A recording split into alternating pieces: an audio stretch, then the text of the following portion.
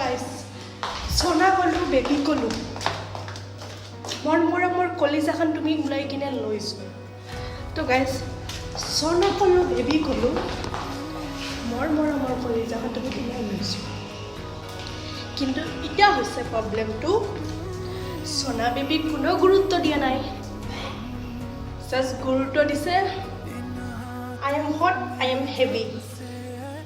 সেইটোতহে গুৰুত্ব দিছে চাইজত গাইছ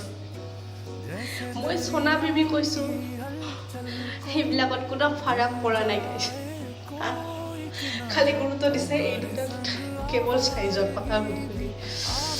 তহঁতক কি ক'ম ইমান মৰমতে সোনা বাবু জান সেনেকৈ ক'লোঁ